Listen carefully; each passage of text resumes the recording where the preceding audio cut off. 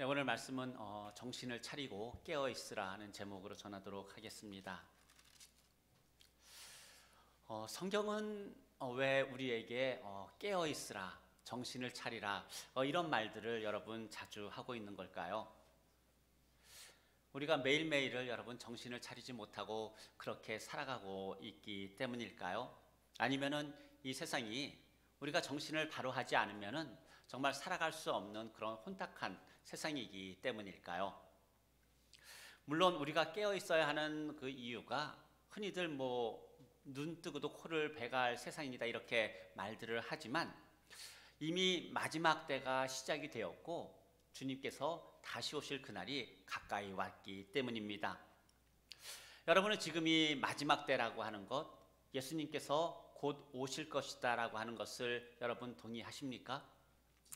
어떤 분들은 아직 마지막 때가 오지 않았다고 말하는 분들이 있습니다. 또한 아직까지 마지막 때라는 증거를 보지 못했다고 하는 분들도 있습니다. 하지만 성경이 분명하게 말하는 것은 무엇이냐면 이미 마지막 때는 시작이 되었고 그래서 예수 그리스도께서 곧 오신다 말씀을 합니다. 사도행전 2장에 보게 되면 오순절에 성령 강림하는 그 일이 있었을 때 모인 사람들이 성령의 충만함을 받고 각각 자기 나라, 자기가 이제 다른 나라 언어로서 이렇게 말을 하기 시작할 때 예루살렘에 모여있던 디아스포라 유대인들이 자기가 살던 땅의 언어로 그들이 말하는 것을 보고 혼돈 가운데 있었습니다. 어떤 사람들은 술에 취했다라고 조롱하는 그런 사람들도 있었습니다. 그런데 이때 베드로가 거기 모여있는 사람들에게 이렇게 말씀을 합니다. 하나님이 말씀하시기를 말세에 내가 내 영을 모든 육체에 부어주리니 너희 자녀들은 예언할 것이요 너희 젊은이들은 환상을 보고 너희 늙은이들은 꿈을 꾸리라 이런 말씀을 합니다. 이 말씀은 어떤 의미입니까? 이미 우리 가운데 하나님의 영이 임하셨기 때문에 마지막 때가 시작이 되었다는 그런 말씀입니다. 사도 바울도 고린도전서 10장 11절에서 이미 말세가 시작되었다라고 말세를 만났다고 말을 합니다. 사도 야고보도 이제 말세에 우리가 재물을 쌓았다라고 그렇게 이야기를 하고 있고 사도 요한도 많은 적그리스도가 일어났으니 그러므로 우리가 마지막 때인 줄 안다 이런 말씀을 합니다. 이렇듯이 성경은 지금 우리가 살고 있는 이 세상에 마지막 때가 언제 임했느냐 이미 2000년 전에 임했다라고 말씀을 하고 있습니다. 그런데 지금 이 마지막 때라고 하는 이 말에 대해서 여러분 동의하지 않을 수 있습니다. 왜냐하면 성경에서 말하고 있는 것처럼 그런 끔찍하고 무서운 일들이 아직까지 일어나는 것을 우리는 온전히 보지 못했기 때문입니다. 자연재해 아니면은 많은 사고가 일어나고 있지만 이미 이 세상의 냉전 시대도 끝났고 우리가 보기에는 공산주의, 사회주의 이러한 것들도 거의 보이는 것 같지도 않고 그러다 보니까 문제가 아직까지 좀 있기는 하지만 그렇게 성경에서 말하는 마지막 때는 오지 않은 것 같습니다. 이런 말을 할 수도 있습니다. 그러나 우리는 성경에서 특별히 사도 바울이 지금이 마지막 때라고 증거하는 이 말에 대해서 귀를 기울여야 합니다. 여러분은 지금이 마지막 때라고 하는 그 증거 그것들을 무엇이라고 생각합니까? 무엇을 보면서 지금이 마지막 때고 이제 곧 예수 그리스도께서 오실 것이다 이렇게 생각을 하며 그 주님을 기다리며 살고 있습니까? 과연 우리 가운데 있는 마지막 때의 증거들은 무엇일까요? 디모데후서 3장 1절에서 5절에 보게 되면은 말세에 고통하는 때가 이르러 하면서 이러한 증거들이 나타날 것이다 말씀하고 있어요. 그 증거들은 뭐냐면 사람들이 자기를 사랑하며 돈을 사랑하며 자기를 자랑하며 또한 교만하고 비방하고 욕하고 부모를 거역하고 감사하지 아니하고 자기만 잘난 줄 알고 거룩하지 아니하고 또한 무정하고 원통함을 풀지 않고 용서하지 않고 모함하고 헐뜯고 절제하지 못하고 사나우며 선한 것을 좋아하지 아니하며 배신하고 조급하고 자만하며 쾌락 사랑하기를 하나님 사랑하는 것보다 더하며 경건의 모양은 있으나 경건의 능력은 부인한다. 이렇게 말하고 있어요. 여러분, 이 말은 지금이 마지막 때라는 이야기일까요? 아닐까요? 너무 많은 증거들이 있죠. 차고 넘치는 증거들이 있습니다. 그래서 우리는 성경에서 말하는 이 말씀을 보면서 지금이 마지막 때가 아니다, 이렇게 말할 수가 전혀 없습니다. 여러분, 이 중에서 나에게 해당이 되는 것, 우리에게 해당이 되는 것은 과연 얼마나 될까요? 수도 없이 아마 많을 겁니다. 지금 디모데후서에서 사도 바울이 디모데에게 말하는 이제 마지막 때의 증거를 보여주는 너무나 많은 증거들이 멀리 있는 것이 아니라 우리 안에, 내 안에도 있다는 그런 말씀입니다. 그런데 이 마지막 때에 일어난 이런 많은 일들에 대해서 이러한 것들을 한마디로 요약을 하게 되면 여러분 어떻게 요약할 수 있겠습니까? 이 여러 가지 증거들을 하나로 요약한다면 사람들은 자기중심적으로 변해간다는 이야기입니다. 사람이 자기중심적으로 변해갈 때 그것을 성경은 뭐라고 이야기합니까? 죄라고 이야기한다는 거죠. 그래서 마지막 때일수록 죄가 더 창궐하고 죄가 더 많아지고 죄로 가득하게 되는데 결국 그것은 자기 사랑, 나만을 생각하는 그 마음에서 시작함을 가르쳐주고 있습니다. 그래서 마지막 때에 나타나는 가장 대표적인 현상은 나만 생각하는 거예요. 나만 주장하는 것이고 나만 요구하고 나의 만족만을 생각합니다. 그러다 보니까 사람들이 어떻게 합니까? 돈을 사랑하게 되고 세상에 있는 즐거움, 세상의 쾌락을 하나님을 사랑하는 것보다 더 사랑하며 살아가게 됩니다. 세상에서도요, 내가 최고가 돼야 되고 세상에서도 내가 가장 드러나야 하고 세상에서도 나의 이름이 알려져야 되고, 그런데 이것이 어디에까지 나가느냐? 교회 안에서도 나를 주장한다라고 하는 겁니다. 심지어 교회 안에서조차 내가 최고가 돼야 되고 내 생각이 드러나야 된다는 하는 것이 바로 종말의 때, 마지막 때에 우리 가운데 나타나는 현상인 것을 가르쳐 줍니다. 그렇지만 마지막 때 우리 가운데 있는 진짜 문제는 뭐냐면 지금이 예수 그리스도께서 곧 오실 마지막 때라고 하는 것을 인식하지 못하며 살아가는 그것보다도 지금이 마지막 때인데도 불구하고 마지막 때를 살아가는 그런 사람의 모습처럼 살지 않는다라고 하는 거예요. 주님이 오실 때가 곧 임박했는데 주님을 기다리는 사람처럼 살지 않는 것이 우리의 더 큰 문제라고 하는 겁니다. 여러분, 무엇을 위해 삽니까? 자기 만족을 위해 산다는 겁니다. 무엇을 위해 살까요? 자기의 성취를 위해서 산다라고 하는 거죠. 자기의 생각만으로 산다라고 이야기합니다. 마치 이 세상을 영원히 살 사람처럼 자기만을 주장하며 그렇게 살아간다는 이야기죠. 어떻게 하면은 이 세상에서 더 행복하게 살 수가 있을까? 어떻게 하면은 이 세상에서 더 많은 만족을 누리며 살아갈 수가 있을까? 이런 모습이 우리의 모습인 것을 가르쳐 줍니다. 그런데 이런 어떤 자기 중심적인 모습이 신앙에도 그대로 여러분 보여집니다. 뭐냐면 예수 그리스도를 믿는 것도 나의 만족을 위해서 우리는 예수 그리스도를 믿습니다. 예수 그리스도를 믿는 것도 나의 필요를 위해서 예수 그리스도를 믿는다는 이야기입니다. 예수님이 나에게 무엇을 해주실 수가 있을까? 교회에 가면 교회는 나에게 무엇을 해줄까? 물론 반은 맞고 여러분 반은 틀린 말 아닙니까? 그런데 자기 중심적인 그런 사고, 자기 중심적인 신앙, 이런 이기적인 신앙의 모습은 뭐냐면 교회에서도 또 예수님이 항상 나에게 무엇을 해 주어야 하는 그런 분으로 만들게 됩니다. 그러다 보니까 교회에서도 어떻게 합니까? 예수님을 마치 세상에 있는 어떤 상품처럼 만듭니다. 성도들의 기호와 그 입맛에 맞도록 그렇게 이야기를 합니다. 어떤 분에게는 예수님은 우리에게 행복을 주는 분입니다. 또 어떤 분에게는 예수님은 우리의 모든 필요를 채워주는 그런 분이라고 이야기를 합니다. 또 다른 분에게는 예수님은 우리의 마음에 평안을 주고 또 예수님은 우리에게 사업이나 우리의 건강도 회복시켜주는 그런 분이라고 우리는 그렇게 만들며 살아가고 있습니다. 우리는 내 영광을 위해서, 나의 자랑을 위해서 살아가는 그런 사람들이 아니에요. 우리는 오직 하나님의 영광, 하나님의 이름의 자랑을 위해서 살아가는 그런 사람들입니다. 그래서 하나님의 영광을 바라보면서 이 땅에 곧 오실 예수 그리스도를 기다리는 사람들이 바로 지금 하나님을 예배하는 저와 여러분이라는 말씀입니다. 그런데 하나님을 기쁘시게 하기 위해서 내가 어떻게 살아야 하는지, 또한 내가 예수 그리스도 안에서 어떻게 변해야 하는지에 대한 고민이 그렇게 많지 않습니다. 오직 나, 우리 가족, 우리 교회, 항상 거기만을 우리는 생각을 하면서 살아갑니다. 그러니까 제일 중요한 것이 무엇이냐? 예수 그리스도보다도 여러분, 내가 더 중요한 모습으로 살아간다는 말씀입니다. 여러분, 이 말은 나의 어떤 개인적인 삶을 다 버리라고 하는 그런 말씀이 아닙니다.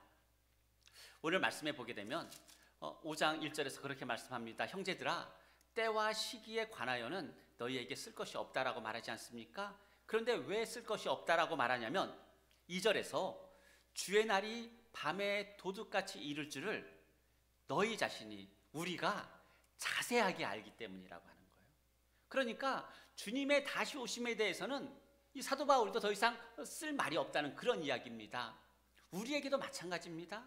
사도 바울이 우리에게 쓸 말이 없어요. 왜냐하면 이렇게 주의 날이, 예수 그리스도께서 이 땅에 다시 오시는 그 날이 밤에 도둑같이 임할 줄을 우리도 너무나 잘 분명하게 알고 있기 때문입니다.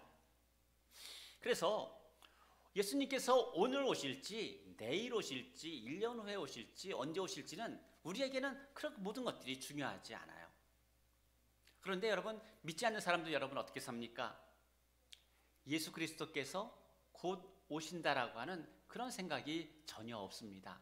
무지함 가운데 살아갑니다. 하루하루를 어떻게 살까요?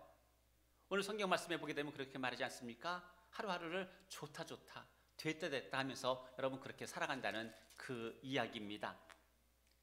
주의 날이 오늘 말씀에 보게 되면은 밤에 도적같이 임한다고 말씀하고 있어요. 그랬을 때 임신한 여자에게 해산의 고통이 이름과 같이 멸망이 갑자기 그들에게 임하는데 결코 피하지 못할 것이다 말씀을 합니다. 과거 성경의 역사를 보게 되면 믿지 않는 많은 사람들이 하나님의 말씀을 듣지 않았어요. 하나님의 말씀에 귀를 기울이지 않았어요. 심지어 심판의 말씀, 어떤 그 경고의 말씀조차도 듣지 않았습니다. 하나님께서 노아를 통해서 방주를 짓게 하셨을 때 100년의 시간을 어떻게 하셨습니까? 이제 이 땅에 홍수가 일어날 것이고 그로 말미암아 세상을 멸하실 것이라 말씀하셨어요. 그런데 사람들은 어떻게 했습니까? 안 들었어요. 몇 명이 구원받았습니까? 노아와 그 아내와 그의 자녀와 자부들 해서 총 8명만이 단지 구원을 받았습니다. 왜 8명만 구원받았을까요? 무지하니까. 그렇게 이제 주님이 오실 날이 얼마 남지 않은 것을 모르니까 하나님의 말씀을 듣지 않고 그냥 하루하루 오늘 좋다고 그렇게 살아갔기 때문에 그들에게 그런 멸망이 있었던 겁니다. 소돔에서 롯이 이제 소돔이 멸망할 것이다 라고 하는 그 소식을 가족들에게 전했을 때 사위들 믿지 않았습니다. 그 아내도 이제 소돔에서 나오다가 어떻게 합니까? 뒤돌아보다가 소금 기둥이 되어버리지 않습니까? 그렇듯이 우리는 하나님의 말씀을 잘 듣지 않는다는 그런 이야기입니다. 그런데 오늘 사도 바울은 우리에게 어떻게 말하고 있냐면은 주의 날이 오고 있는 것을 알고 또한 심판이 오고 있는 것을 안다라고 말합니다. 여러분, 주의 날이 오고 이제 이 땅 가운데 심판이 있고 그리고 나서 새하늘과 새 땅이 이 땅 가운데 열리고 우리가 그 가운데 살아간다면은 우리는 지금 어떤 마음으로 살아가야 할까요? 주님을 기다리는 마음으로 당연히 살아가야 되겠죠. 여러분, 성경 마태복음에 보게 되면 이제 신랑을 기다리는 신부에 대해서 어떻게 묘사하고 있습니까? 등과 기름을 준비하고 이제 오실 신랑을 기다리고 있는데 여러분, 10명 중에 5명은 등은 가지고 있는데 기름이 없었어요. 그런데 막상 신랑이 오니까 어떻게 합니까? 그때 기름을 가지고 있는 사람들에게 가서 좀 구워달라고 하지 않습니까? 여러분, 그때는 이미 늦는다는 이야기입니다. 우리의 지금의 삶이 등과 기름을 가지고 예수 그리스도를 기다리는 삶을 살아야 한다는 이야기입니다. 등과 기름이라고 하는 것이 무엇일까요? 예수님께서 말씀하시는 신부가 가지고 기다려야 하는 등과 기름은 여러분 과연 무엇일까? 이 등과 기름이라고 하는 것은 말씀이라고 하는 분들도 있고 아니면은 기도하면서 깨어 있어야 된다라고 하는 분들도 있지만은 특별히 등과 기름은 뭐냐면 예수 그리스도의 신부로서 우리는 기다리는 사람들입니다. 그렇다면 예수 그리스도의 신부로서 준비하고 기다려야 되는 건 뭘까요? 예수 그리스도에게 합당한 그런 삶을 가지고 기다려야 된다는 이야기입니다. 우리 지난 커피 브레이크, 목요일 커피 브레이크 팀하고 이제 이야기를 하면서 이런 이야기를 했었어요. 뭐냐면 이제 한국 같은 경우는 결혼 정보 회사 이런 것들이 있지 않습니까? 거기에서 가면은 이제 내가 원하는 배우자 상 해가지고 이렇게 적습니다. 그러면 그 결혼 정보 회사에서 오히려 그 사람한테 묻습니다. 이렇게 내가 원하는 배우자 상을 가지고 있는 사람들이 지금 당신 같은 그런 조건을 과연 구할까요? 네. 여러분 어떻게 생각하십니까? 네. 우리는 예수 그리스도의 신부로서 주님 오실 것을 기다리는 사람이다라고 하는 것은 뭐냐면은 예수 그리스도의 신부로서의 합당한 모습이 되어서 주님을 기다려야 된다라고 하는 거죠. 그건 뭐냐? 순결한 삶이라고 하는 거예요. 그것이 등불이고 기름이다라고 하는 겁니다. 여러분은 지금 그 등불과 기름을 가지고 예수 그리스도의 오심을 기다리고 있습니까? 그 등불과 기름을 가지고 있다면 이 세상이 암흑 가운데 있고 이제 주님께서 밤에 도둑같이 임한다 할지라도 우리는 빛 가운데 있는 사람들입니다. 왜냐하면 우리에게는 등불이 있고 기름이 있기 때문입니다. 우리는 낮에 속한 사람들이고 빛에 속한 자들이기 때문에 예수님께서 밤에 도적같이 오신다 할지라도 우리에게는 밤이 아니다라고 하는 그런 말씀입니다. 그래서 주님 오실 때 우리가 준비해야 되는 것, 그것은 지금 해야 되는 거예요. 나중에는 어떻다는 이야기입니까? 하려고 해도 이미 늦다라고 하는 겁니다. 근데 저부터도 그렇지만 참 이 등과 기름을 참 잘 준비하지 못하며 살아갑니다. 오늘 말씀을 보면서 우리가 좀 다시 한번 정신을 정말 말씀 제목처럼 정신 차리고 깨어서 다시 한번 예수 그리스도의 그 신부의 모습으로 준비할 수 있는 그런 시간이 되기를 바랍니다. 그래서 예수님께서 이제 부활하신 다음에 하늘로 올려지실 때 예수님께서 제자들에게 이제 내가 하늘로 올려진 것처럼 그렇게 다시 이 땅 가운데 오신다는 말씀을 하셨지 않습니까? 그러면서 제자들에게 요구하신 것이 뭐냐면은 너희는 예루살렘을 떠나지 말고 하나님의 약속을 기다리라 말씀하셨어요. 그런데 제자들이 예수님이 하늘로 올려져 가시고 구름에 가려서 더 이상 보이지도 않는데도 제자들이 어떻게 하고 있습니까? 하늘만 보고 있어요. 예수님이 언제 오실까? 그랬더니 예수님이 뭐라고 말씀하십니까? 어찌하여서서 너희는 지금 하늘 바라보고 있느냐 그 이야기 하셨어요. 무슨 이야기입니까? 돌아가서 얼른 등과 기름을 준비하라는 그런 말씀입니다. 그래서 예수님께서 마태복음 24장 30절에서 이런 말씀을 합니다. 그때 인자의 징조가 하늘에서 보이겠고 그때 땅의 모든 족속이 통곡하며 그들이 인자가 구름을 타고 능력과 큰 영광으로 오는 것을 보리라. 주님이 다시 오시는 것을 우리에게 알리시겠다라고 하는 거예요. 그러니까 어떻게 하라는 이야기입니까? 삶의 자리에서 정말 순결한 신부의 모습으로 삶을 잘 가꾸어 나가라 말씀하고 있는 겁니다. 그런데 우리는 주님의 오심을 기다리기보다 주님의 다시 오시는 그런 기다리는 그런 신부의 모습보다 이 땅에서 어떻게 삽니까? 예수 그리스도 믿으니까 천국 가야지. 네.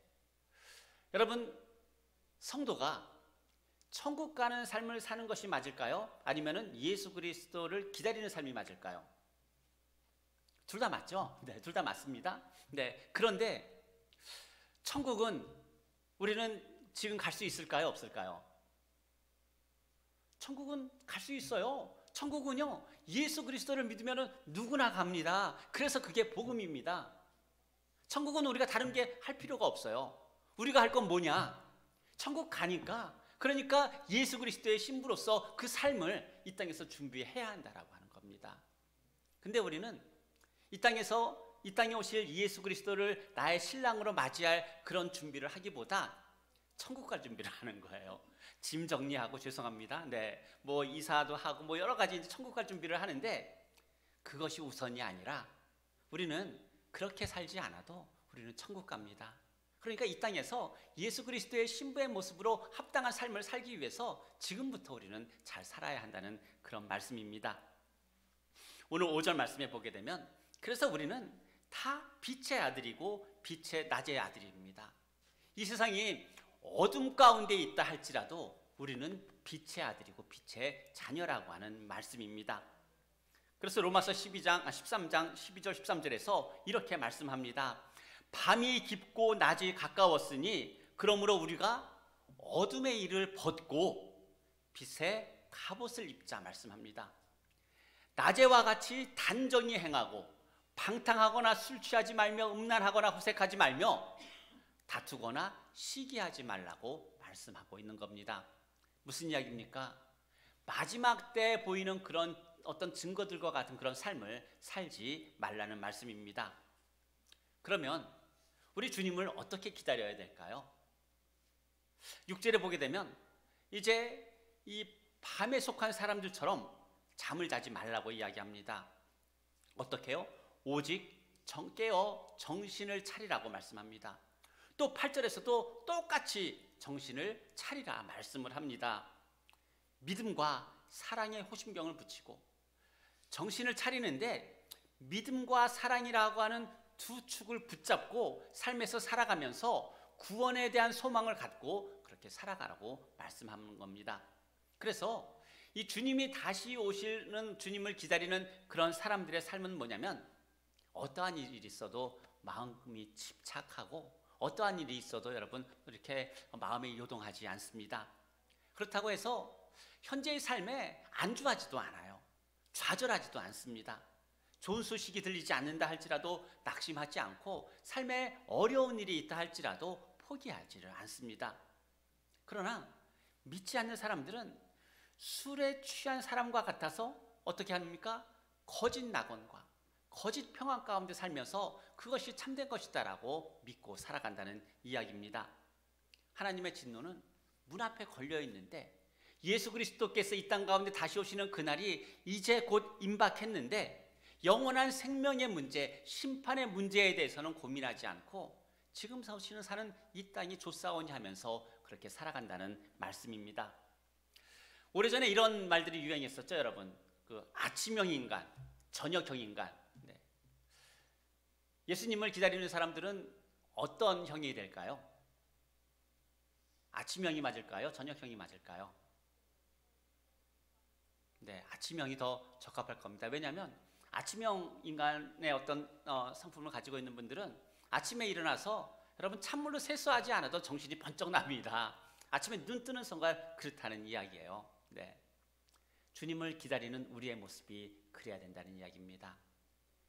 아침에 눈을 떴을 때 정말 정신 번쩍 나서 오늘도 주님을 기다려야지, 그러면서 나의 삶을 돌보는 이 모습이 저와 여러분이 살아가야 되는 삶의 모습인 줄로 믿습니다. 이렇게 아침형 인간 참 많이 소망합니다. 그런데 우리는 아침형 인간이기보다 한 대낮쯤 돼야지만 정신이 돌아오는 그런 모습으로 참 많이 살기도 합니다. 그러면 주님을 기다리는 성도들이 깨어서 뭘 해야 될까요? 우리들이 깨어 있어야 하는 정말 그 이유가 뭘까요? 오늘 말씀 9절과 10절 우리 함께 한번 읽어보겠습니다. 우리가 정신을 차리고 깨어 있어야 하는 이유가 이것 때문이에요. 함께 읽겠습니다. 하나님이 우리를 세우심은 노하심에 이르게 하심이 아니요 오직 우리 주 예수 그리스도로 말미암아 구원을 받게 하심이라. 예수께서 우리를 위하여 죽으사 우리로 하여금 깨어 있든지 자든지 자기와 함께 살게 하려 하셨느니라. 하나님과 함께 살려면 지금 깨어 있어야 하는 여러분 그 이야기입니다. 예수 그리스도께서 오실 때 우리와 영원히 함께 하시는데, 그러려면 지금 깨어 있어야 된다는 그 말씀을 하고 있는 겁니다. 그렇게 깨어서 11절 말씀처럼 피차 권면하고 또한 서로 덕을 세우기를 계속하라고 말씀하고 있어요. 여러분, 피차 권면한다는 이야기가 어떤 의미일까요? 권면이 어떤 의미입니까? 뭘 이렇게 하십시오라고 말하는 거 아닙니까? 그러면 무엇을 권면하라는 이야기일까요? 예수님의 제자들이 예수님을 만나고 친구들을 부르러 가서 뭐라고 말합니까? 와서 보라고 초청하지 않습니까? 그게 권면이라는 이야기예요. 이 땅 가운데 어둠 가운데 있는 사람들, 아직 예수 그리스도의 오심을 모르는 사람들에게 와서 보라고 말씀으로 초대하는 것, 그것이 권면이라고 하는 겁니다. 그 다음에 덕을 세우라고 말하지 않습니까? 덕을 세우라는 이야기는 뭡니까? 초대했으면은 사랑하고 품고 함께하라는, 여러분, 그런 이야기입니다. 우리가 정신을 차리고 깨어 있어야 하는데, 지금은 그렇게 어둠 가운데 있는 사람들을 빛 가운데로 인도하는 일 가운데 우리가 나아가야 되기 때문에 정신을 차리고 깨어 있어야 하는 것이고, 그 이후에는 하나님과 영원히 함께할 것이기 때문에 우리는 깨어 있어야 한다는 그런 말씀입니다. 우리가 그렇다면 그렇게 깨어있기 위해서는 어떻게 해야 될까요? 우리를 깨어있게 하는 것이 과연 여러분 무엇입니까? 히브리서 4장 12절 말씀에 이렇게 말씀합니다. 하나님의 말씀은 살아있고 운동력이 있어 좌우의 날선 어떤 검보다도 예리하며 영과 혼과 관절과 골수를 찔러 쪼개기까지 하며 또 마음과 생각과 뜻을 감찰하시나니, 이렇게 말하고 있어요. 정신을 차리고 깨어있기 위해서 우리의 파운데이션은, 우리의 모든 것은 다시 한번 말씀에서 출발해야 된다는 그 이야기입니다. 그래서 디모데후서 3장 15절 16절에서는 성경은 능히 너희로 하여금 그리스도 예수 안에 있는 믿음으로 말미암아 구원에 이르는 지혜가 있게 한다라고 말씀하고 있고, 모든 성경은 하나님의 감동으로 된 것으로 교훈과 책망과 바르게 함과 의로 교육하기에 유익하다 말씀합니다. 성경은 우리의 과거와 우리의 현재를 미래와 서로 연결을 시킵니다. 우리의 신앙을 가르치고 교육하고 잘못된 것을 고치고 교정하게 하고 우리를 책망하기도 하고 한 개인의 삶의 방향을 바르게 재정립해 주기도 하는 것이 바로 하나님의 말씀입니다. 그래서 하나님의 말씀은 눈이 어두워도 빛이 없어도 우리는 그 캄캄한 중에서도 하나님의 말씀을 찾고 구하고 읽어야 한다는 이야기입니다.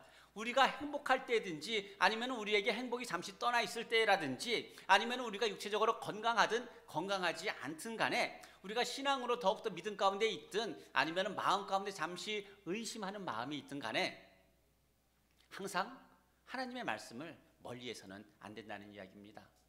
저는 오늘 말씀을 보면서 과연 마지막 때라고 하는 증거는 과연 무엇일까?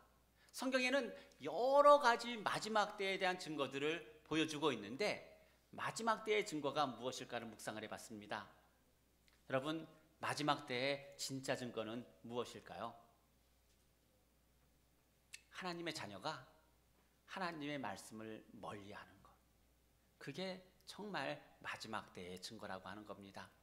사랑하는 성도 여러분, 이 땅 가운데 이미 마지막 때가 임했다라고 그렇게 말씀들을 합니다. 그러나 우리는 그것들을 참 피부적으로 잘 느끼지 못하며 살아가는 것 같습니다. 그러다 보니까 지금 나의 행복들, 나의 어떤 생각들, 항상 내가 중심이 돼서 모든 것을 생각하는 그런 경향들이 있습니다. 또한 하나님의 자녀임에도 불구하고 하나님의 말씀이 그렇게 나에게 생명의 말씀처럼 다가오지도 않아요. 여러분, 이게 우리에게 있어서의 실제적인 가장 큰 문제 아닙니까? 세상 사람들이 하나님의 말씀 모르는 것은 여러분 당연합니다. 그들이 하나님의 말씀 찾지 않는 것, 그것도 당연하다라고 하는 거예요. 그런데 구원받았고 그래서 예수 그리스도의 그 은혜로 말미암아 내가 천국 가는데, 그래서 지금 이 땅에서 예수 그리스도의 오심을 기다리며 사는데 우리는 하나님의 말씀도 읽지도 않고 묵상하지도 않고 찾지도 않고 구하지도 않고 예수 그리스도의 신부로서 여러분 그렇게 기다리고 있다면 여러분 어떨까요? 우리가 제 등만 가지고 기다리는, 기름 없이 기다리는 다섯 처녀와 다를 바가 없다는 이야기입니다. 사랑하는 성도 여러분, 그때는 늦습니다. 지금 우리가 정신을 차리고 깨어 있어야 합니다. 그러기 위해서 다시 말씀으로 나를 점검하며 예수 그리스도의 순결한 신부의 모습으로 다시 살아가야 될 줄로 믿습니다. 이제 그 부르심 가운데 함께 달려가는 저와 여러분 되시기를 주님의 이름으로 축복합니다. 기도하겠습니다. 사랑이 많으신 하나님 아버지, 참 감사합니다. 세상 가운데 있으면서 그 어둠 가운데 참 함께 살아가는 저희의 모습을 주님 불쌍히 여겨주시기를 기도합니다. 이 세상에 있는 것이 마치 전부인 것처럼 그렇게 살아가는 우리들을 불쌍히 여겨주시고, 그러나 주님, 오늘 사도 바울이 우리에게 말씀하고 있는 것처럼 이 세상에는 너무나 많은 마지막 때에 대한 증거와 그 증거들이 넘쳐나고 있습니다. 그러나 그 증거들이 다른 곳에 있는 것이 아니라 바로 내 안에 있음을 이 시간 발견합니다. 이제 주님께서 오실 때 그 주님을 기뻐 맞이할 수 있는, 이제 등과 기름을 함께 가지고 준비하고 있는 그 신부의 모습으로 살아갈 수 있기를 주님 소망합니다. 어둠에 있다고 어둠 가운데 살아가는 것이 아니라 어둠에 있기 때문에 빛 가운데 살아갈 수 있는 하나님의 자녀 되게 해 주시고, 더욱 주의 말씀을 의지하고 신뢰하며 주의 말씀 들으며 주의 말씀 묵상하며 하나님의 뜻 가운데 하나님의 영광과 기쁨을 위해 살아가는 저희들 되게 하여 주옵소서. 감사드리며 예수님의 이름으로 기도드립니다.